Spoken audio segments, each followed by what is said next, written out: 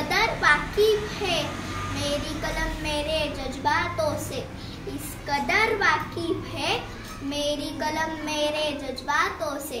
अगर मैं इश्क भी लिखना चाहूँ, अगर मैं इश्क भी लिखना चाहूँ तो इनकलाब लिख जाता हूँ, तो इनकलाब लिख जाता हूँ असे म्हणणारे भगतसिंग खरे आणि जज्वल्य देशभक्तीचे प्रतीक आहेत। ते म्हणतात मेरा एक ही धर्म है और वह है देश की सेवा करना। अशा या भगतसिंगांच्या जीवनातली एक छानशी गोष्ट आज आपण ऐकणार आहोत। गोष्ट शहीद भगतसिंगांची। सर्वांना माझा मनपूर्वक नमस्कार। मी अन्वी अजित जमदारे, इयत्ता 3री जानकीबाई शाळेची विद्यार्थिनी। आज क्रांतिकारक भगतसिंगांची एक छानशी गोष्ट तुम्हाला सांगत आहे।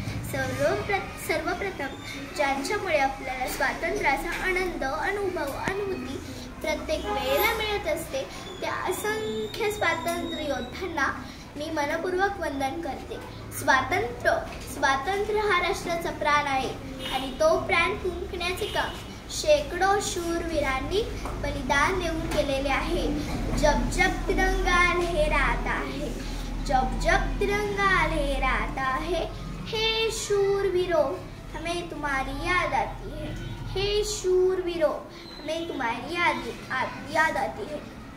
मित्रांनो, मला नेहमी असं वाटते की ही भारत माता मोठ्या गर्वाने, मोठ्या अभिमानाने म्हणत असेल की या भूमीवर संकट होणी, या भूमीवर संकट होणी, काळ जरी कोसळला असता, काळ जरी कोसळला असता, निश्चित माझ्या या पुत्राने, निश्चित माझ्या भगतसिंगाने तो छातीवर झिलला असता, तो छातीवर झिलला असता। होय मित्रांनो, मी आज तुम्हाला भगतसिंगांची गोष्ट सांगणार आहे। असे म्हणतात मुलाचे पाय पाळण्यात दिसतात। भगतसिंग तेव्हा फक्त 8 वर्षांचे होते। घराच्या अंगणात ते आपल्या मित्रांसोबत खेळत होते। खेळता खेळता त्यांचे लक्ष त्यांच्या काकांच्या हातातील बंदुकीकडे गेले। यांनी विचारले, चाचाजी ये क्या है? लहान मुलांना खेळण्यातल्या बंदुकीचे खूप आकर्षण असते, पण साधे सुधे आकर्षण नव्हते बर का, तर हा एक संकेत होता।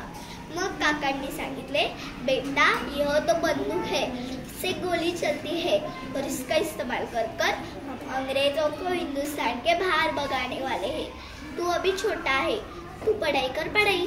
याच्या 2 वाक्यांचा भगतांवर एवढा परिणाम झाला की त्याच बंदुकीचा वापर करून आपल्याला इंग्रजांना हिंदुस्थानाच्या बाहेर हाकलून द्यायचे आहे या एकाच विचाराने ते सर्वत्र वावरू लागले। अशाच एका दिवशी भगत काकांसोबत शेतात गेले होते। काका आंब्याच्या रोपांची लागवड करत होते। भगतांनी विचारले, चाचाजी ये आप क्या कर रहे हो? मग काकांनी सांगितले, बेटा मैं आपके पेड़ लगा रहा हूँ, इसको बहुत सारे आम आएंगे और वो हम मिल बांट कर खाएंगे। मग हे ऐकताच भगत धावत घरी गेले आणि काकांची बंदूक घेऊनच परत आले आणि जागोजागी मोठमोठे खड्डे काढू लागले। काकांनी विचारले, बेटा ये तुम क्या कर रहे हो? भगतांनी सांगितले, मैं गड्ढे खोद रहा हूँ, इसमें बंदूकों की फुसलू बाऊंगा और वो बंदूकें सबको बांटकर अंग्रेजों को हिंदुस्तान के बाहर भगाऊंगा।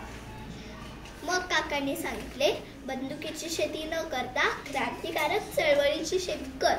आणि काही दिवसातच बंदुकीची शेती करू पाहणारे भगत क्रांतिकारक चळवळीचे आधारस्तंभ बनतात आणि यह देश हमारा है, यहाँ से चले जाओ वरना गोली खाओ असे ठणकावून सांगतात। अशा या क्रांतिकारकाला माझा सलाम। भारत माता की जय, भारत माता की जय, माता की जय।